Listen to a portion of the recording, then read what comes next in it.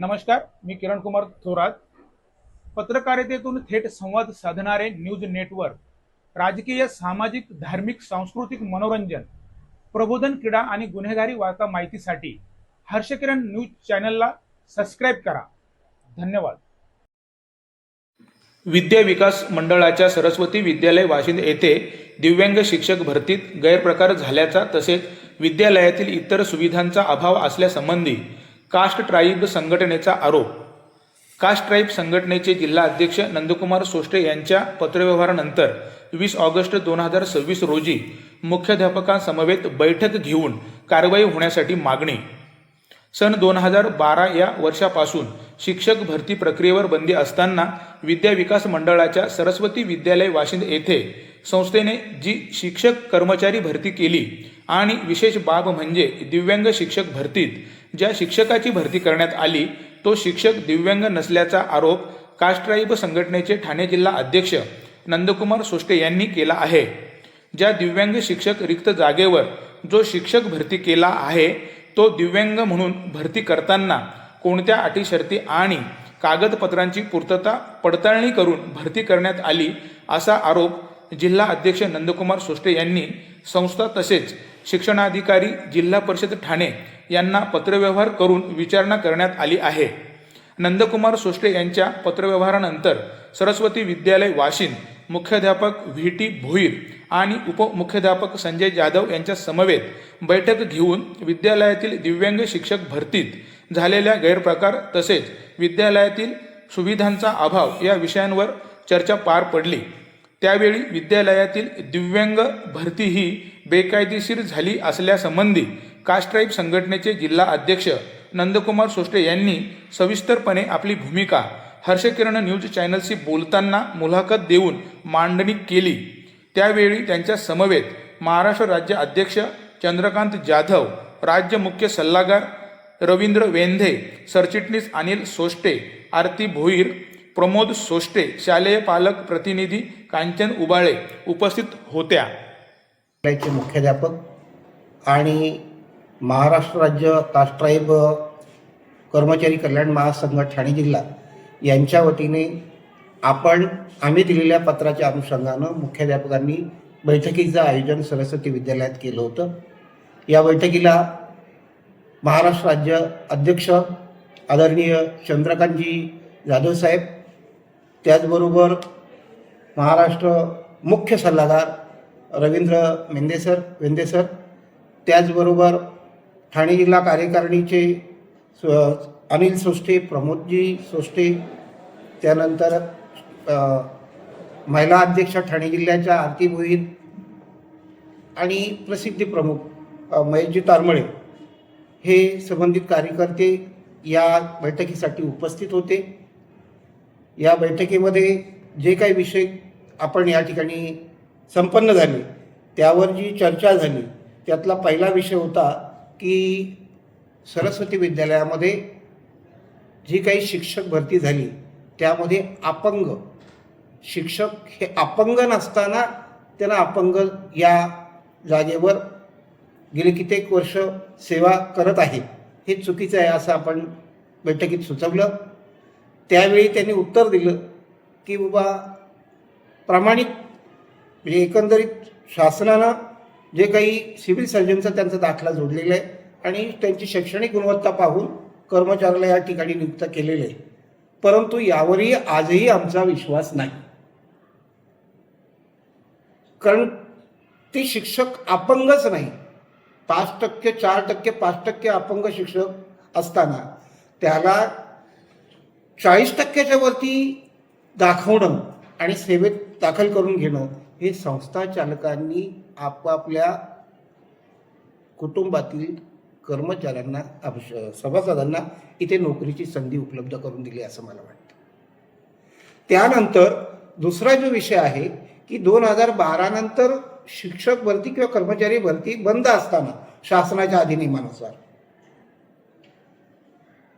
जर 10 ते 12 शिक्षक इथे सेवेत कायम होतात, शिक्षणाधिकाऱ्यांची ऑर्डर निघते, ही ऑर्डर चुकीचीच आहे. त्यांना देताच येत नाही शासनाच्या अधिनियमानुसार. परंतु त्यांनी या ऑर्डर काढल्या, त्या कशा काढल्या याची सांगोपांग आम्ही विचारणा त्यांना मुख्याध्यापकांना केल्याच, आणि त्या मुख्याध्यापकांनी त्या अनुषंगानं सर्व दस्तऐवज अभिलेख देण्याचे अभिवचन दिलेलं आहे. तिसरा विषय होता एका विद्यार्थिनीचा की तिच्या जन्माच्या दाखल्यात जी जन्मतारीख आहे ती बरोबर आहे, त्यानंतर गॅझेटवरती बरोबर आहे, तिच्या आधार कार्डवर बरोबर आहे, परंतु शालेय दाखल्यामध्ये रजिस्टरमध्ये ती चुकीची दाखवली गेली. आणि यासंबंधी ती मुलगी 9वी पासून वर्ग शिक्षकांच्या माध्यमातून कार्यालयाशी संपर्क साधते. ती मुलगी 5वी ते 12वी शिकली, पण 9वीला तिच्या जेव्हा लक्षात आलं तेव्हा तिने त्यांच्याशी संपर्क साधला, परंतु आज पावे तो तिला अजिबात कुठल्याही प्रकारचं सहकार्य केलेलं नाही. जेव्हा त्या मुलीनं लेखी दिलं तेव्हा यांचा पत्रव्यवहार शिक्षणाधिकाऱ्यांकडे सुरू झालेला आहे.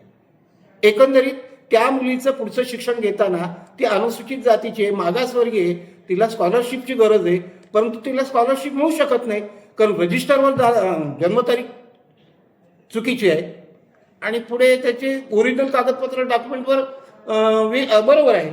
मग त्याची विसंगती होते आणि म्हणून त्या मुलीचं आर्थिक नुकसान झालेलं आहे. हे इथे मुख्याध्यापकांच्या निदर्शनास आणून दिलं. तेव्हा मुख्याध्यापकांनी सांगितलं आम्ही आता पत्रव्यवहार केला, पण तो पत्रव्यवहार आज केलेला आहे जेव्हा त्या संबंधित विद्यार्थिनीने अर्ज दिला तेव्हा. यानंतर चौथा विषय असा होता की विद्यालयामध्ये मुलींच्या सुरक्षेचा, खरं पाहता या ठिकाणी आजच्या मीटिंगमध्ये सुरक्षेचा विषय अतिशय चिंताजनक आहे, संबंध महाराष्ट्रामध्ये अतिशय चिंताजनक आहे. असं असताना मुख्याध्यापकांनी संबंधित कर्मचारी ज्या शौचालयात एका दरवाज्यातून एंट्री करतो, दुसऱ्या दरवाज्यातून बाहेर पडतो, तिथे मुलींचा घोळका आहे, मग त्यांनी अगोदरच बाहेर पडायला पाहिजे. तसं न होता तो बाहेर पडला आणि माझ्या ते निदर्शनास आणून आलं मुलींनी. त्यावेळेला मी त्या कर्मचाऱ्याला तिथे मुख्याध्यापक आणि पर्यवेक्षक यांच्या दालनात आणून उभं केलं. वास्तविक पाहता त्याच्यावर गुन्हा दाखल होणं अपेक्षित होतं, परंतु आजच्या सभेत सुद्धा त्यांनी थातूरमातूर उत्तरं दिली, किरकोळ उत्तरं देऊन तो विषय निकाली काढण्याचा प्रयत्न केला, परंतु गुन्हा दाखल होणं हे क्रमप्राप्त होतं, तो का झाला नाही. या अनुषंगानं मुलांच्या परीक्षेच्या संदर्भात, परीक्षा फीच्या संदर्भात देखील इथे चर्चा घडून आली. पालकांच्या माध्यमातून परीक्षेच्या संदर्भात चर्चा घडली. पालक कांचन उबाळे यांनी ती चर्चा घडून आणली या सभेमध्ये. एकंदरीत 300-350 रुपयामध्ये गेले कित्येक वर्ष संपूर्ण आर्थिक खर्च भागवला जात होता. ठीक आहे, आता महागाई वाढली तर तुम्ही 350ची 400 करा, 500 करा.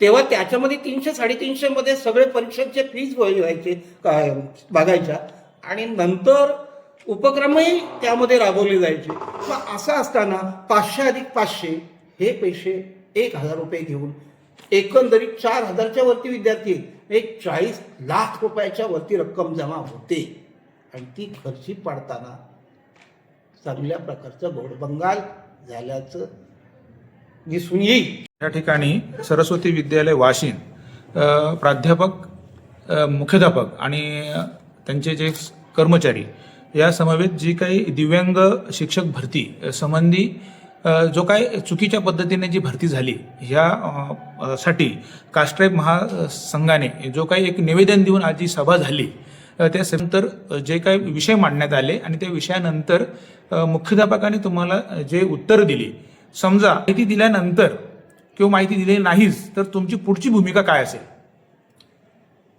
खरं तर जरी आपली या ठिकाणी सभा संपन्न झाली तरी त्यांच्याकडून जे आपल्याला मिळणारी प्रोसिडिंग आहे संघटनेला, आमच्या संघटनेला मिळणारी प्रोसिडिंग आहे, ती प्रोसिडिंग त्याबरोबरचे अभिलेख दस्तऐवज तपासून त्याच्या जर ते दोषी आढळत असतील, आमच्या निदर्शनात येत असेल तर इथे झालेली भरती ही बेकायदेशीर आहे. यासाठी SIT ची नेमणूक या ठिकाणी केली जाईल असा पुढचा पर्याय आमच्याजवळ तयार आहे. विद्यालयाची बाजू मांडताना मुख्याध्यापक VT भोईर यांनी सरस्वती विद्यालयातील दिव्यांग शिक्षक भरती ही कोर्टाच्या आदेशान्वये झाली असल्याचे मत मांडले. तसेच कास्ट ट्राईब महासंघाने दिलेल्या अर्जातील भरती संबंधीच्या प्रक्रियेतील सर्व कागदपत्रांची पडताळणी करून माहिती दिली जाईल असे मनोगत हर्षकिरण न्यूज चॅनलशी बोलताना व्यक्त भरती केले. होत असताना ज्या काही प्रोसेस असतात त्या सर्व प्रोसेस संस्थेने पूर्ण केलेल्याशिवाय भरती होतच नाही. किंवा सक्षम अधिकारी जे जिल्हाधिकारी शिक्षण अधिकारी जे असतात ते शिक्षण अधिकारी सुद्धा परवानगी डॉक्युमेंट्स बघूनच देतात. त्यामुळे त्यांनी ती सगळी पेपर तपासले असतील त्यावेळेला आणि त्यानुसारच मान्यता दिली असेल. नाही, कसं माहिती आहे का, ती निवड समिती होती, प्रशासनाच्या माध्यमातून भरती करण्यात आली. नाही संस्थे त्यावेळेला पेपर ॲड देऊन संस्था भरती करत असायची. त्यावेळेचा नियम ते असे कोणत्या पेपरला ॲड वगैरे देण्यात आली, त्या पेपरची काही माहिती वगैरे आपल्याकडे उपलब्ध असेल? हो सगळं माहिती सगळीच प्रकारची उपलब्ध आहे. पण ते भरतीचे जे निकष असतात ते संस्था ठरवत नाही. पण भरतीचे जे निकष असतात ते संस्थेला अधिकार नसतात. भरतीचे निकष, आता एखादा अपंग माणूस आहे त्याला घेतलं तर तो खरंच अपंग आहे की नाही ते संस्था नाही ठरवत. ते सगळे कागदपत्र असतील. हो कागदपत्र मग सांगितलं मी तुम्हाला की कागदपत्र सगळी त्या प्रकारची कागदपत्र किंवा त्या कर्मचाऱ्याची कागदपत्र सगळ्या जमा केल्याशिवाय तर शिक्षण अधिकाऱ्यांनी परवानगी दिली नाही ना. दुसरा प्रश्न असा आहे दिलेली का 2012 नंतर भरती प्रक्रियेवर जर स्टे होता का बंदी होती, हो. असं असताना भरती झाली असं कास्ट ट्राईब्स महासंघाचा आरोप आहे. तर त्या संबंधी तुम्ही काय सांगाल? 2012 नंतर ज्या भरत्या झालेल्या आहेत त्यामध्ये 2 प्रकारच्या भरत्या झालेल्या आहेत. एक म्हणजे कोर्टाच्या आदेशान्वये काही लोकांना मान्यता परवानगी मिळाली आणि त्यानंतर शिक्षण अधिकाऱ्यांनी त्याची पडताळणी करून त्या लोकांना मान्यता दिलेली आहेत. आणि दुसऱ्या प्रकारची जी भरती झालेली त्याच्यामध्ये विनाअनुदान तत्त्वावर काही लोक काम करत होती, त्यांना अंशतः अनुदानितवर घेतले गेलेले आहे. त्यामध्ये सगळ्याच कॅटेगरीची लोक आहेत, SC, ST, NT, OBC सगळ्याच प्रकारचे लोक होते आणि सगळ्यांना त्याप्रमाणे ज्यांनी काम केलं होतं किंवा करत होते विनाअनुदान तत्त्वावर ज्यांच्या मान्यता होत्या त्यांना त्याप्रमाणे पुढे मान्यता मिळालेली आहे. भरती रोस्टरप्रमाणे झाली, रोस्टरप्रमाणे झालेली आहे. आजही रोस्टर आपला तपासून क्लिअर आहे. रोस्टरशिवाय परवानगी देत नाही युवा. तसंच मुद्दा एक तिसरा मुद्दा असा आहे की शाळेची जे काही एक समिती असते, शाळा व्यवस्थापन कमिटी, कारण दुसरे पण त्यांनी मुद्दे उपस्थित केले की शाळेमध्ये जे काही मुलांना जो काही वेगळ्या पद्धतीचा काही त्रास होतोय किंवा अनेक जे काही गैरसोयी आहेत त्या संदर्भात त्यांनी जे काही प्रश्न उपस्थित केले त्या संबंधी तुमचं मत काय आहे? की शाळेची तुमची जी काही विद्यार्थी संख्या आहे ती पण 4000च्या आसपास आहे. मग एवढी मोठी संख्या असताना त्याचं तुम्ही नियोजन कसं करतायत? साहेब खरं म्हणजे आम्ही संस्थेला धन्यवाद देणे या बाबतीमध्ये, कारण एवढी विद्यार्थी संख्या असताना पण संस्था त्यांच्या पद्धतीनं शासनाचे वेतनेतर अनुदान नसताना सर्व प्रकारच्या सोयीसुविधा उपलब्ध करून देते. विद्यार्थी संख्येला सफिशियंट अशा सोयीसुविधा आहेत, पण अजूनही त्यामध्ये काय वाढवता येईल त्याप्रमाणे सगळे संस्थेचे प्रयत्न चालू आहेत. आजही आपण पाहिलं असेल मगाशी जे लोक आले होते ते त्याच अनुषंगाने आले होते. किंवा इकडे एक नवीन इमारत तयार होते 17 वर्गखोल्यांची, तिथे प्रत्येक फ्लोअरला वॉशरूम वगैरे केलेलं आहे, स्वच्छतागृह आहे. जेवढी विद्यार्थ्यांसाठी सुविधा वाढवता येतील तेवढा सगळा प्रयत्न संस्थेच्या माध्यमातून होत असतो.